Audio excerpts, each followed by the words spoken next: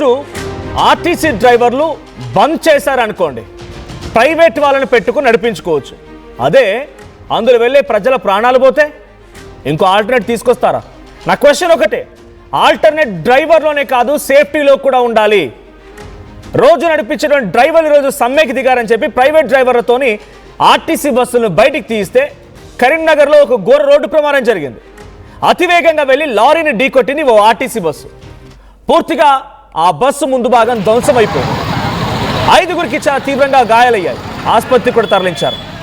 గాయాల పాలైన వారిని స్థానిక ఆసుపత్రిలో తరలించడంతో పాటుగా అక్కడ అందరికీ చికిత్స అందిస్తున్నారు. అయితే రాంపూర్ బైపాస్ వద్ద ఈ ఘటన జరిగింది. సమ్మె వల్ల ప్రైవేట్ డ్రైవర్లతో బస్సులు నడిపించడమే దీని ప్రమాదానికి గల కారణంగా తెలుస్తోంది. అనుభవం లేని డ్రైవర్ వల్లే ప్రమాదం జరిగిందంటున్నారు ప్రయాణికులు. నేను అడిగింది నా క్వశ్చన్ కరెక్ట్ అయితే దయచేసి మీ అభిప్రాయం కూడా కామెంట్ చేసే ప్రయత్నం చేయండి. నా క్వశ్చన్ ఒకటే, ఈరోజు అసలు డ్రైవర్లు సమ్మెకు దిగారని చెప్పి అరకొరగా అనుభవం లేనటువంటి డ్రైవర్లను తీసుకొచ్చి పెట్టారు. సరే, మీ బస్సులు నడుస్తున్నాయి, మీకు ఆదాయం వస్తుంది. కానీ ప్రజల ప్రాణాలకు ఆల్టర్నేట్ ఏంటి?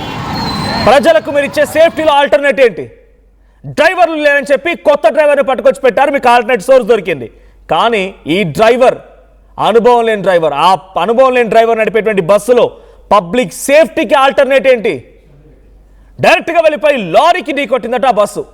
ముందు భాగం పూర్తిగా నుజ్జునుజ్జైపోయింది. ఈ ప్రమాదంలో 5గురికి చాలా తీవ్రంగా గాయాలయ్యాయి. డ్యూ టు సమ్ రిస్ట్రిక్షన్స్ ఇక్కడ మీకు ఆ వీడియో చూపించలేకపోతున్నాను. ఒక మహిళ నెత్తిపై నుంచి రక్తం కారుతూ ఉంటే అమ్మ అమ్మ అని ఏడుస్తూ ఉండి అక్కడ చుట్టుపక్కల స్థానికులు కానీ బస్సులో ఉన్నటువంటి కొంతమంది ప్రయాణికులు ఆ రక్తాన్ని తుడిచి వెంటనే అంబులెన్స్లో ఆసుపత్రి తీసుకెళ్తుంటారు. ఆల్టర్నేట్ అనేది కేవలం బస్సు డ్రైవర్లోనే కాదు, సేఫ్టీలో కూడా చూపించండి. మీరు ప్రభుత్వానికి ఆదాయం తగ్గుతుందనో లేకుంటే ఈరోజు ఆర్టీసీ ఆగిపోతే పబ్లిక్ యొక్క ఇదే ఆ వీడియో చూడండి. ఆ మహిళ నెత్తిపై నుంచి రక్తం కారుతూ ఉంటే చాలా మంది తుడిచి పక్కకు తీసుకెళ్లి మళ్ళీ తనని ఆసుపత్రికి పంపిస్తారు. ఉదయాన్నే పాపం వాళ్ళు డెస్టినేషన్ చేయడానికి బస్సులు లేవు కదా అని చెప్పి ఉన్నటువంటి 1-2 బస్సుల్లో ప్రైవేట్ డ్రైవర్ చేత నడిపేటువంటి బస్సుల్లో ఎక్కి వెళ్తున్న ప్రయాణికులకి ఇది ఒక చాలా డేంజరస్ సంఘటన. ఈరోజు డ్రైవర్లు లేరు ఎవరు కూడా, మొత్తం ప్రైవేట్ డ్రైవర్ల చేత నడుస్తుంది. వాళ్ళని తప్పుపట్టట్లేదు. నా ఉద్దేశం ప్రైవేట్ డ్రైవర్లను తప్పుపట్టడమో ప్రైవేట్ డ్రైవర్లని యొక్క అనుభవాన్ని తప్పుపట్టడమో కాదు, కేవలం అక్కడ జరిగిన సంఘటనను మాత్రమే. ఆల్టర్నేట్ తీసుకున్న అధికారులు, ఆల్టర్నేట్గా వేరే ఒక డ్రైవర్ని చూస్ చేసుకున్న అధికారులు చూడండి, మధ్యలో ఢీకొట్టింది ఆ బస్సుని.